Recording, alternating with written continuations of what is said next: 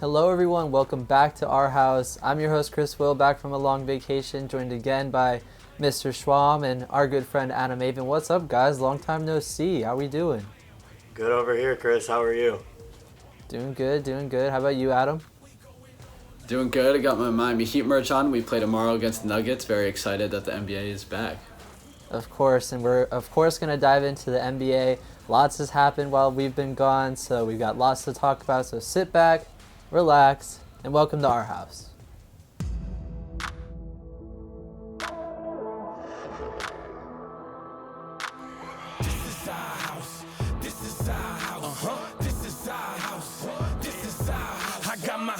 In a huddle, you know they in trouble, we bustin' they bubble. I know that we playing the game, but this gon' get real and turn into scuffles. The way I'm gon' touch you, every tackle I make gon' turn into fumble. They turning over the ball, my defensive line make sure that I score. Now all you gon' hear is a brawl. The crowd is in awe. What did you think was gon' happen? I don't know what you thought. You see, this is more than a sport. You made a mistake, you walked in the door. This come with a cost, you taking a loss. Let me remind you where you are. This is our house. This is our house. This is our house.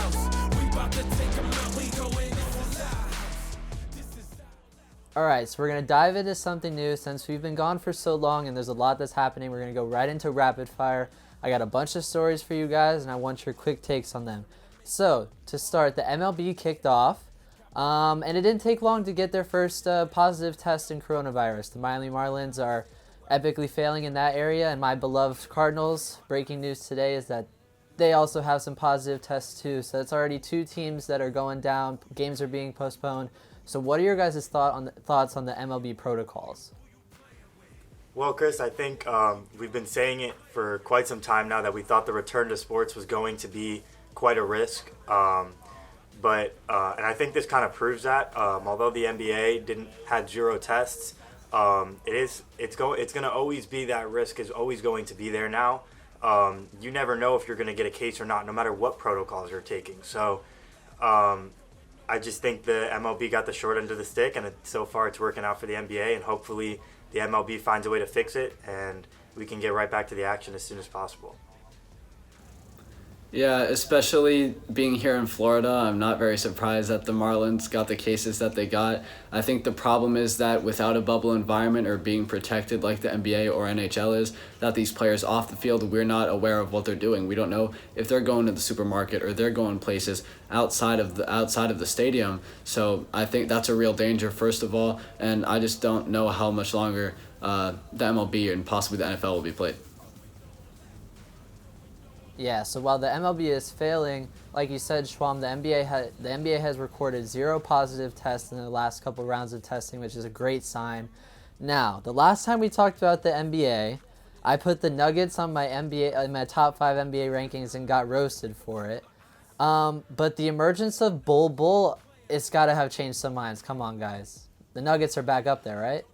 I'm going to have to agree with you on this one, Chris. After watching a few of the scrimmage games and the performance that Bol has been displaying, I think the addition of yet another player to the Nuggets makes this team a serious contender, and they are no joke now. We always knew that they had a very well-balanced team with Nikola Jokic, Jamal Murray, and other factors such as Will Barton. But I think adding another person who can put the ball through the net for the Nuggets is absolutely fantastic, and I think it puts them in that top 5. I completely agree with you. Thank you. Adam, you gave me the hardest time on this, so what are your thoughts? You know, you're lucky this is rapid fire, and I'm gonna have to give a short answer to this question because this is tough for me, man. I give you a lot of crap for it last time, but you know, God, I can't believe I'm gonna say this. I think you might be right. The Nuggets might be in that top 5 just because, like, the shortest player in the starting lineup was 6'7". That was Paul Millsap. Nikola Jokic, 7 feet tall, is at point guard, and Bol 7'2" was at small forward, and Bol was amazing. Got randomly drug tested after the game because of how freaking good he was in that opening scrimmage. They play the Heat tomorrow. I'm excited to see that game, especially because we know how much I talked up my Miami Heat. But you know, God, the Nuggets just killed in those first 3 scrimmages. And if Eric Spoelstra back in 2010 with LeBron and Dwayne Wade and Bosh at center, he basically created small ball, and now Mike Malone is creating big ball in Denver. So I'm excited to see what he's going to do in this restart. Yeah, and the NBA isn't the only place that's had its share of news. Star Jamal Adams was traded from the Jets to the Seahawks. Right after that, there was a little exchange with Le'Veon Bell on Twitter. Are you guys looking forward to a Bell-Adams matchup in the future? I sure am, Chris. I think, I'm a Jets fan, and it's kind of hard to see Jamal Adams go, but after the words exchange, I think it's going to be quite a little bit of a new rivalry here, and I think it'll be a fun matchup to watch. The thing that's most special about Jamal Adams, in my opinion, is how he can kind of break the offensive line and get right to the running back, get right to the quarterback. That's his specialty. So if he can kind of break through that Jets offensive line and get some hits on Le'Veon Bell, I don't think Le'Veon Bell's going to be too happy about that. For sure. But the NFL isn't the only football league that's had its share of news. Over the past couple days, and actually breaking as we speak, the Pac-12 just announced that they'll have a 10-game conference-only schedule for football. The SEC announced it just yesterday. And also at the same time, the ACC kind of low-key announced that Notre Dame was going to be joining the ACC this year. That obviously adds some competition to Clemson. So what are your thoughts on just college football as a whole right now? Well, Chris, I think this kind of changes the landscape of college football this season tremendously, and especially for fans that look up to these rivalry games. I know that for the Southeastern Conference, you're missing out on games for Florida State, South Carolina, Clemson, Louisville, Kentucky, Georgia Tech, Texas, LSU, among others now, with these other conferences saying they're going to keep it within themselves. And I think it's going to be a huge game changer because these rivalry games are typically big games throughout the season, and they normally make or break a team's chances at making those playoffs. So we'll see, I guess, how this affects that much of the college football landscape.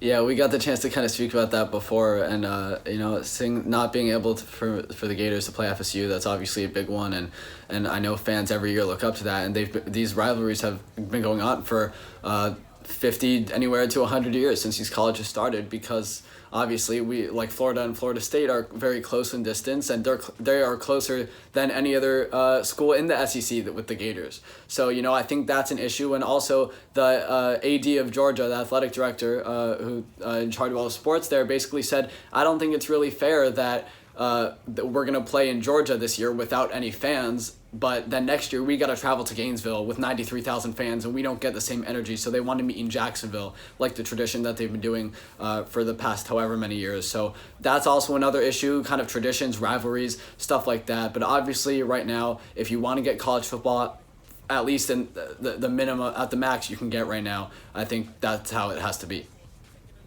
Yeah, with all that's going on with the MLB right now, I'm kind of getting a little bit more concerned about college football. The one thing I will say is about Notre Dame is that it is great that they're adding competition to Clemson. I think that'll make for a great matchup for sure. But but Notre Dame is also in Indiana, so if you're going on proximity, they should have joined the Big Ten. But that's besides the point.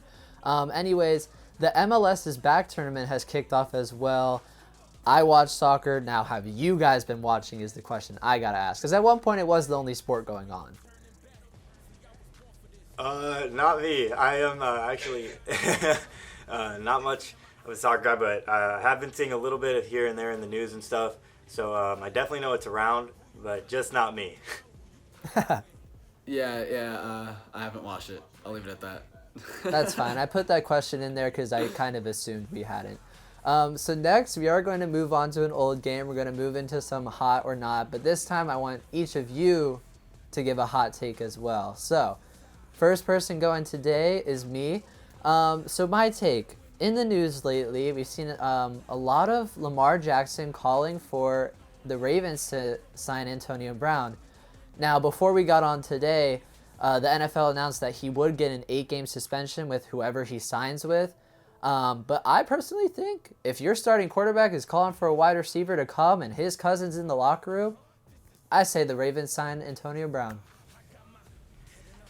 I think that's hot. I think although Antonio Brown has been proven to bring a little bit of drama to a team, I think the Ravens can really shape him, and I think a quarterback like Lamar Jackson and the Ravens can kind of build a great offense around him, and I think that gives Lamar Jackson another target to throw to and just builds his resume as a top quarterback in general. Yeah. It's definitely a hot topic. Anything with Antonio Brown right now is a hot topic just because of the energy that he brings to the news cycle in the sports world, especially since he left the Patriots back in September and November, I think. So obviously Antonio Brown is a top-tier talent, one of the best receivers to ever play the game of football, and statistically, if you look at it, the best since Randy Moss, since Jerry Rice. He is in that top 3 tier of receivers. He had 6 plus seasons with 1,000 receiving yards, and he's just an all around amazing talent. And especially for Lamar Jackson, whose best receiver last season was honestly Willie Snead, because Hollywood Brown was pretty much out for a while.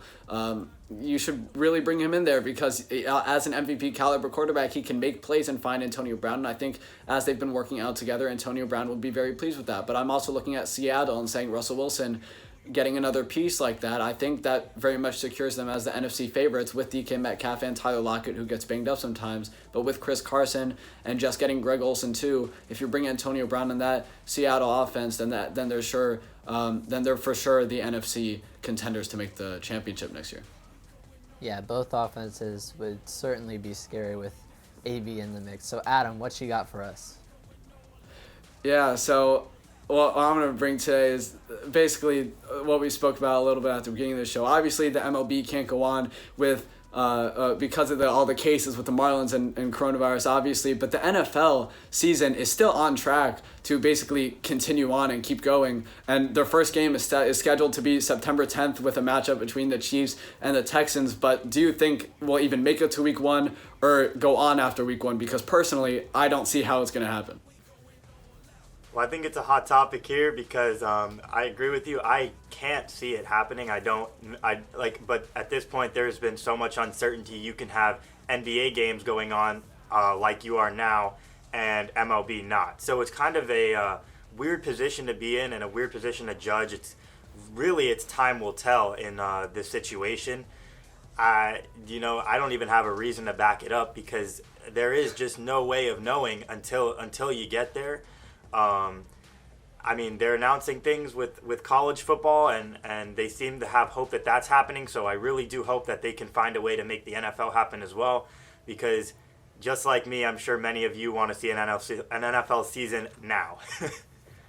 Yeah, I definitely want an NFL season too, but my biggest concern with it is you look at a sport like baseball, and a lot of people thought that would be the safest sport to play because it's not as much of a contact sport as games like the NBA, soccer, football, things like that are. And obviously the Marlins are having an outbreak. So then you put 53-man rosters going at each other each week from city to city without a bubble. And I mean, you see pictures all the time in the cold of people just breathing at the lines. So I mean, there's no really containing that either. So I mean, they might start it, but I mean, if anyone gets sick, it's gonna spread so quick. I don't know. I'm on the edge with this one. So Schwam, what you got for us? All right, fellas. Well, I know we've talked about this before, and I know Adam's a huge advocate for it, just like I am. So, hot or not, the Miami Heat will compete in an Eastern Conference Finals this postseason. I'll let Adam go first on this one. Yeah, I was going to say. No, I'm kidding. No, definitely a hot topic. The Miami Heat are on track to make it to the conference finals, in my opinion, especially with the way the standings are right now, and if they continue to stay the same. Like I said previously on the show, and on my own, the Miami Heat have players that can guard the Bucks players. The Bucks don't have people that can guard the Miami Heat's players, and especially with Bam Adebayo and Kendrick Nunn back in the mix for the Miami Heat in that last scrimmage, and now entering the restart tomorrow against the Nuggets. I'm really excited to see what the Heat are going to bring, and I really do think they're going to make it to the conference finals, but the Heat also have the hardest schedule in this restart. Their first game is against the Nuggets, and then I think they go and play the Raptors, the Celtics, the Bucks, and then we end up playing the Pacers twice and the Thunder as well. So that is an incredibly hard schedule. But if anyone can do it, it's my Miami Heat, baby. Let's go. Conference Finals, championship. Honestly, it's been very heartwarming to see a lot of analysts and stuff give the Miami Heat the credit they deserve. I think Duncan Robinson going off in that first scrimmage certainly played to that a little bit. But man, this team is just exciting. Like, you look at the people, the names on this team, and there's just shooters all over the place, athletes all over the place. So I think there are plenty of Eastern Conference teams, especially the Milwaukee Bucks, that would be super scared to play the Miami Heat. Honestly, they could make a run even farther. Honestly, if they made it to the finals, I would not be surprised. So that's my take. So that's it for now. We'll be right back. We got some more fun stuff after the break, so I'll see you guys then.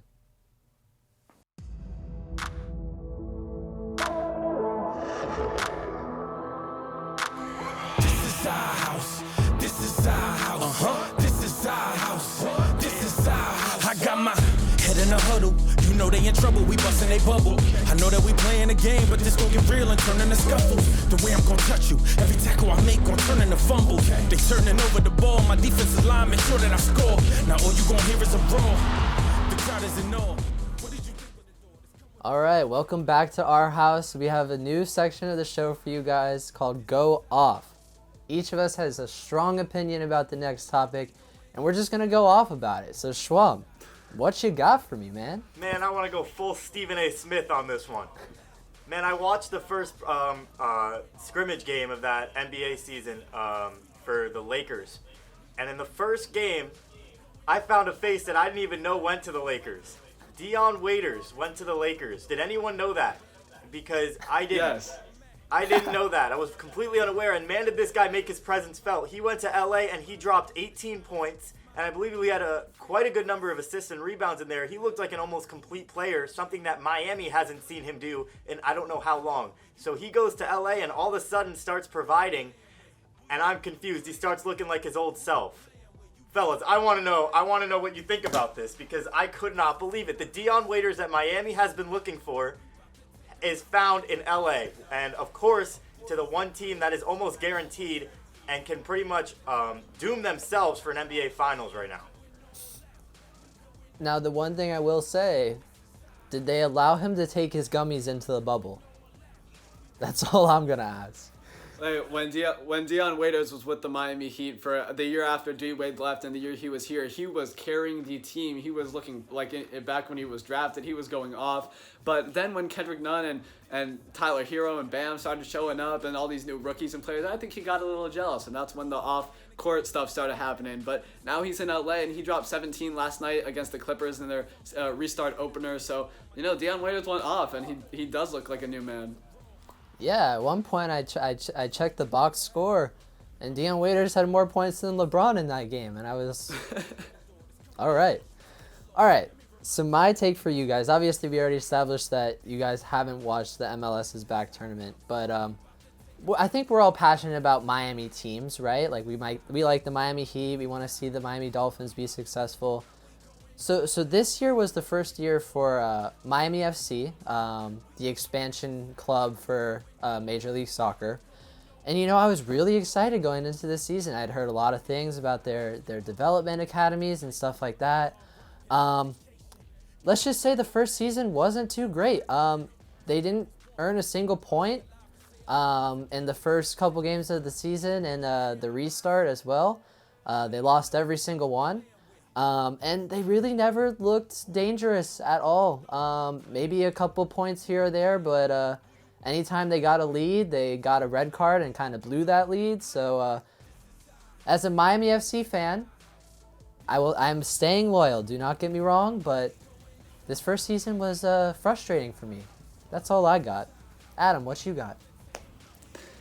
I mean, from what I'm hearing from you about Miami FC, man, I don't think you're too happy, and I guess they're not playing very well, and maybe I got to keep being a little more updated, but it wasn't David Beckham the one who invested in that team, so maybe someone, so he needs to get more involved, or something needs to happen to make that team, that team in shape. It's their first year. It's their first year in the MLS, so I'm going to give them a little break on that one, but losing every single game, I mean, I expected a little bit more than that, but that's fine.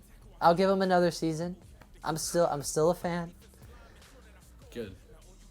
All right, Adam, you're up. What you got? This has been something that has been bugging me for the past 2, 3, 5 seasons since LeBron James won his last MVP. LeBron James is the best, in all caps, best player in the NBA, in the world. LeBron James is better than everyone else. LeBron James is the team facilitator. Earlier in his career, he was the main scorer and has slowly transitioned into leading the league in assists for the first time in his career at age 34 in his 17th season in the NBA. Now, if that's not impressive, playing with a huge gray beard on his face right now in Orlando, like I don't know what else isn't what else isn't impressive. Like that, he is just the guy for that team. The thing that I always point at is obviously the MVP. Is season to season, and obviously James Harden a few years back had an amazing season. Russell Westbrook the year before him had averaged a triple-double that whole season, was playing out of his mind, and deserved it. But Giannis Antetokounmpo obviously last year deserved it after LeBron went out, but this season, Giannis Antetokounmpo obviously they were on track to win 70 games, which is insane. But before they went on break, LeBron was coming up on him so hard, building up steam, leading the Lakers, #1 seed in the West. And the thing that I keep going back to is when LeBron was in the East winning MVPs and becoming 1 or 2 seeds in the playoffs, everyone was like, oh, the East is easy. Of course LeBron is doing this and he's winning. But now he goes to the tough West and he's getting no respect for it. And Giannis is getting all the praise of how amazing how easy the East is and no one cares. It's wrong to me. What do you got? It blows my mind.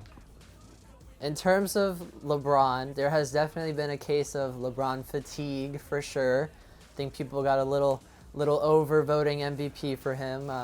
Because his stats have stayed pretty consistent as he got older for sure. The only case that I would make for Giannis this year is that his supporting cast is definitely nowhere near like supporting cast LeBron had during his MVP seasons, with the exception of like his early Cavs days for sure. But I mean, he does have LeBron beat in terms of scoring, rebounding, shooting percentage. So if you look at those types of things, then you would definitely lean towards Giannis.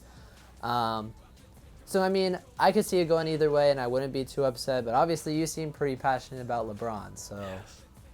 Hey, more power to you. For me, I'm going to have to agree with both of you. I think LeBron, most people will agree that the man literally is the GOAT. He can do flat out everything in the NBA, can play any position. He's arguably the most athletic player in the world.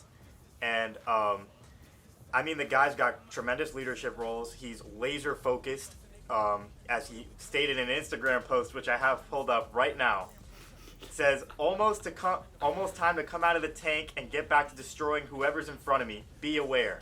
Now, if that's coming from a guy like LeBron James, I'm scared and I'm shitting my pants, fellas. The guy is laser focused and he is only focused on winning an NBA title. And when we all know that when LeBron is focused on nothing else but an NBA title, he plays to his best ability. And I think we saw that last night in the Clippers game. Obviously, he doesn't have to take on as big of a role as he's used to.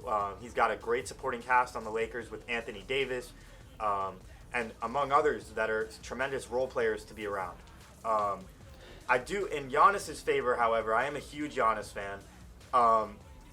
The man is literally a Greek freak, and he will definitely take over the NBA as soon as LeBron is out of the way. And I think he's already taking the league over right now. The man... absolutely Greek freak is a fitting name. He doesn't have the same cast as LeBron, as Chris was saying, and I think that makes a better case for him, believe it or not, because although he may not get as far in the playoffs as the Lakers, he's done a pretty nice job. Pretty much just him and Chris Middleton are running the show there in Milwaukee. So the numbers that he's putting up is quite impressive, and I think that makes him a great contender for the MVP spot.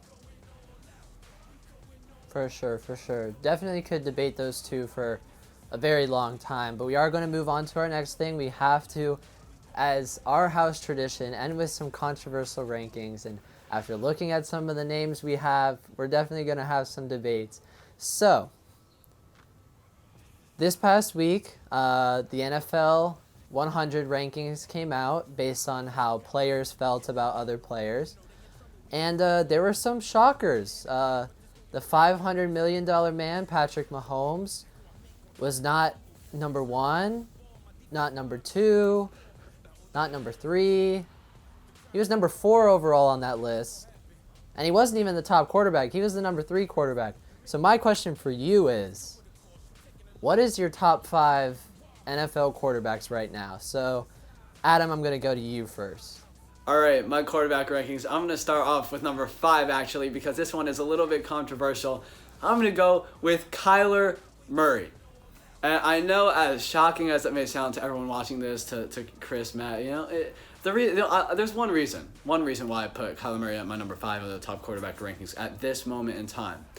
And that's because I believe that Kyler Murray is going to be a very big underdog for MVP this upcoming season. We saw in the past 2 years, we saw Patrick Mahomes, second-year player, win MVP. Next season, go to a Super Bowl. Lamar Jackson, second-year player, wins MVP. We don't know what's going to happen this season. Kyler Murray is going to be in his second season. I'm going to be very excited about what he's going to do, and now with DeAndre Hopkins on his team and Cliff Kingsbury really showing an interest in him, who knows what's going to happen, and I'm really excited to see Kyler Murray. So I'm just looking forward into next season as of right now, and Kyler Murray is my number 5 quarterback. Number 4, I'm going to quote Stephen A. Smith right now and say, this guy's he's a bad man. He's a bad man. Aaron Rodgers is he's my number 4. Aaron Rodgers at 30 plus years old can still sling the football as far as I can see. And obviously, they drafted Jordan Love, could have drafted a receiver or a running back or a tight end and get some of those bigger pieces around him, especially since this draft class was so deep in talent.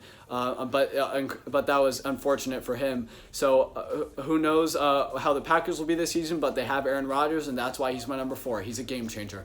Number 3, Russell Wilson. Russell Wilson is an incredibly amazing talent. I picked him in fantasy many years in a row just because I love that guy. He was the older he's the older version of a Mahomes, of a Lamar Jackson in my eyes. Someone who, as good as he can throw, can still run the football a little bit when he needs to, especially in years when they haven't had a very good running back. When Marshawn Lynch took a break and they were kind of struggling, he would get anywhere up to 50 yards a game, and that's good enough for a quarterback. So Russell Wilson is incredibly versatile. Hopefully, I know he just had a new baby, so hopefully he doesn't opt out of the season, and hopefully he plays, because the Seahawks, I do believe, they have a chance this season. So Russell Wilson is just an all-around great quarterback, and that's why I have him at number 3. Number 2, this one was tricky for me. The top 2 are tricky for me, but I'm going to say that it's Lamar Jackson. Lamar Jackson is the most athletic, talented player in the league. Now the NFL players, the rankings out of the top 100, they put him at number 1. And I guess if you're going just by freakish athletic ability, then he is number 1. It's like if you're in the NBA and Giannis is clearly 7 feet tall, running the floor, huge, big, and can do everything. Obviously, you're putting him at number 1 in that category. And same with Lamar Jackson, who can get 1,000 rushing yards and throw for thousands of passing yards with 36 touchdowns as well and a 66 completion percentage. Lamar Jackson was just a total package last season and deserved to win MVP, and hopefully something good will be in the future this upcoming season, maybe a Super Bowl in his case, like we saw with Mahomes. So I love Lamar Jackson, but like I said, that brings me to my number 1, Patrick Mahomes. Obviously, just the guy that can do everything on the field. Obviously, there could be a debate between him and Lamar Jackson just because of the pieces that Mahomes has around him in Tyreek Hill, Sammy Watkins, now Clyde Edwards-Helaire, Damian Williams, Travis Kelce, that top tier all NFL offense right there. But obviously Patrick Mahomes has done things that have been never seen before in the NFL, and that's why he's my number 1. I don't really feel like I have to give much explanation to him. I think the only thing I really had to give explanation to was number 5, Kyler Murray. Yeah, Kyler Murray was certainly an interesting one, but you know what? He's a lot like a Russell Wilson, Lamar Jackson type, so hey, I could see him having a breakout year this year. All right, Schwam, what's your top 5? Yeah, well, I'm going to do my honorable mentions because this was a tough list, I'm not going to lie. In order, 1 being the greatest on honorable mentions, I'm going to go Aaron Rodgers as number 1. Like Adam said, the man can still sling that football like it's nobody's business, and he is definitely a man to be scared of. That Packers offense has been consistently solid for years now, and it's behind Aaron Rodgers' backing. Number 2 on the honorable mention, I'm going to give to Dak Prescott. That man in Dallas has made quite a difference. He's making quite a bit of money to do it, and so I think that'll motivate him to be even better than what he is now. He's still very young. He's got time to grow, and that's the scary part, is he's still got room to grow from what he has now. And my last one on the honorable mention is going to be Deshaun Watson. That man has been a beast. I think an undeniable talent, still extremely young. I would love to be on Houston's offense right now if I have a quarterback like Deshaun Watson. That guy, he can run, he can throw, he can do it all. And I think he's going to be somebody that defenses are going to be a little scared of in a few years. That being said, now to the top 5, the reason we're here. Number 5, just like Aaron Rodgers, this guy has been consistent for years. Drew Brees is the man. Drew Brees is always the man. In fantasy, you see him put up the numbers. You see him do it in the regular season. Seen him lead a great New Orleans offense. And just like that offense with great running backs, great receivers, you need a great quarterback to get them the ball, and he does that just fine. Number 4, I'm going to give that to Tom Brady. I'm sure many people have him in the top 5. Undeniable talent. Not much that needs to be said here. He needs to be somewhere in the top 5. One of the greatest quarterbacks of all time. Number 3, a consistent talent in the NFL. I don't think he even gets talked about enough. Russell Wilson is the GOAT. Russell Wilson has, although he has receivers like Tyler Lockett, he's got a running back like Chris Carson, you still need a quarterback that can lead a team like that. And Russell Wilson has done this year after year after year, and he continues to put up monstrous stats. Having a guy like Russell Wilson on your team is definitely something that makes you a contender immediately, and that's why I have him at number 3. Numbers 1 and 2, just like Adam said, was a very tough choice. I think this debate is going to go on for quite some time, as the Michael Jordan and LeBron debate has. This will be something very similar to it. Lamar Jackson and Patrick Mahomes will be a great talk of the NFL for quite some time. With that being said, I put Patrick Mahomes at number 2 right now. And the reason I have that, I just think Lamar Jackson is an insane talent. I'll get to that in a minute. But Patrick Mahomes is at number 2. I mean, the guy is throwing passes without even looking at his receivers. You've got to be pretty talented to do that. But in all seriousness, Patrick Mahomes is the full package. He can scramble. He can get out of the pocket. He can break tackles. He can throw the ball. He can sling the ball, might I add. I mean, that guy can throw bombs. And that's why I have him at number 2. And the fact that this guy is so young makes it so scary, because he still has so much potential that he has not even reached yet. So that brings me to Lamar Jackson, my number 1 pick. This man is the golden prodigy of the NFL, and he will take over the league. I see a lot of, if I'm doing an NBA comparison here, I see a lot of LeBron James in Lamar Jackson, only because LeBron James came in as an enormous talent. Lamar Jackson came in as an enormous talent. He started from the get-go as an undeniable talent in the NFL, and I think he's going to grow on it just like LeBron did. I was a huge fan of Lamar Jackson in college. I always said the guy was going to be a star. One of my favorite players in the game. The man, I mean, he's like a running back with a quarterback's arm. How do you stop him? I have no idea. He breaks tackles left and right. He's got speed. He's got the speed of a running back, and he throws bombs. He is a dual threat quarterback that can do anything you ask him to do. And I got tremendous hopes for this guy, and I think he's going to be a crazy talent in the NFL. And teams should be worried, because it is only his 2nd year, and the man locked up an MVP like it was nothing. All right. Well, Mahomes did the same thing with the MVP, so we'll see. Yeah, I got to agree with you about Lamar Jackson. I was a huge fan of him back in college, and just seeing the way he was destroying defenses that year coming into the NFL and in college as well. But I kind of compare him with Deshaun Watson a little bit. As you look at Deshaun Watson in college, where people doubted him in college because of his extreme running ability, and people don't give Deshaun Watson enough credit for that. And Lamar Jackson kind of the same way, where people were like, this running quarterback style won't make it in the NFL, but now it's completely changed. Now the running quarterbacks are taking over the NFL. So I definitely agree with Lamar Jackson as your number 1, but for me it was just Mahomes won an MVP and a Super Bowl already. You got to give it to him right now. Yeah, so that brings me to my list. I kind of have some similar things with the two of you. So starting at number 5, I have Aaron Rodgers. I think some of the things you see from Aaron Rodgers, if he had been on a better team with better offensive weapons, he could arguably be the GOAT. Because I think, honestly, he has some, like a better throwing ability than Tom Brady does, but Tom Brady was put in a system that worked for him. Not to say that Tom Brady isn't a great quarterback, but if you put Aaron Rodgers into a system with those types of weapons, I think he would be so much higher on these rankings. Number 4, I have Drew Brees. I mean, when you look at his career stats, he leads in almost every single category. It's a bit ridiculous. I think the man's completely underappreciated. And obviously now, I mean, he's had plenty of weapons throughout his career. Now he has the likes of Michael Thomas and Alvin Kamara on his side. This is why he's still this high on this list this late in his career. Number 3, Russell Wilson. People forget that Russell Wilson was in the MVP conversation with Lamar Jackson this year. Like, there was a genuine thought that Russell Wilson could win the MVP award. Russell Wilson, year in and year out, he's just super consistent. There's never really any issues with him. Seems like a great guy as well. And he hasn't really had a great reliable running back in the past couple years. So he's been making it work. Now in a tough division with the San Francisco 49ers, and I think the Rams will make a comeback as well. A little iffy on how the Seahawks as a team will do, but I have full faith in Russell Wilson. Number 2, I have Lamar Jackson. The dude is a freak. Do not get me wrong. I think he's on the same track as Patrick Mahomes.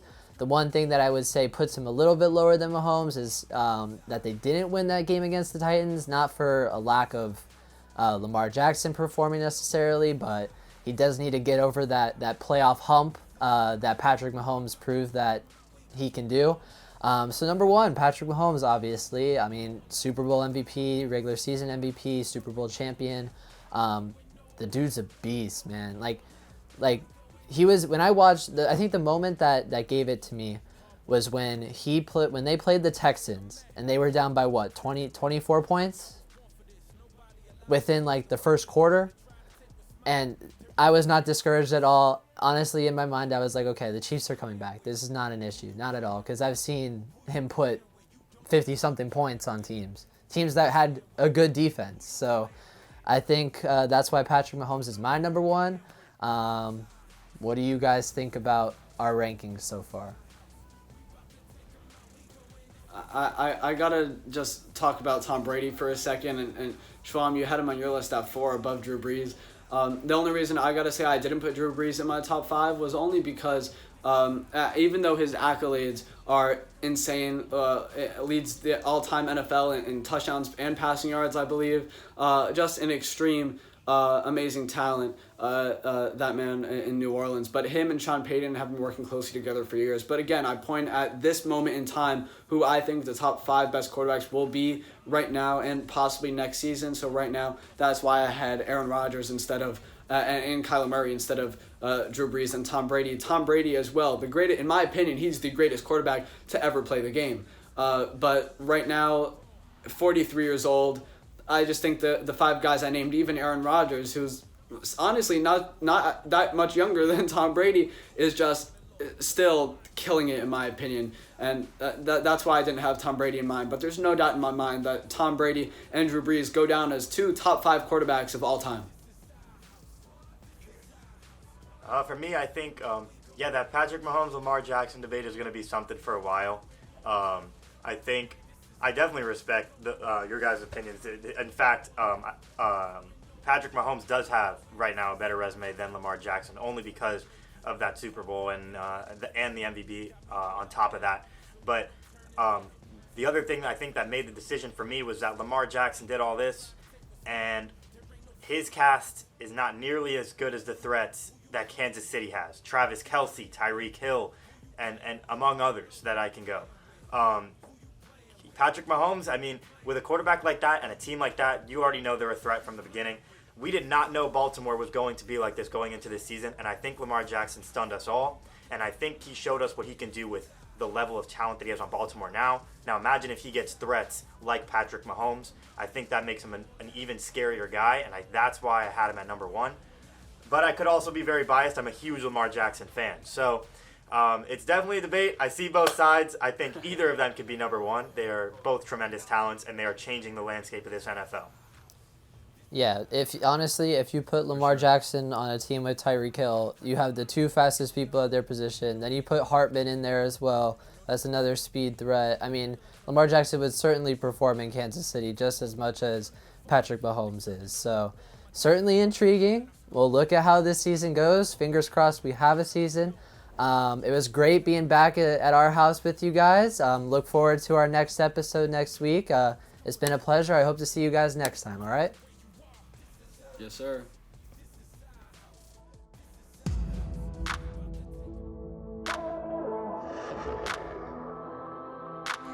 This is our house.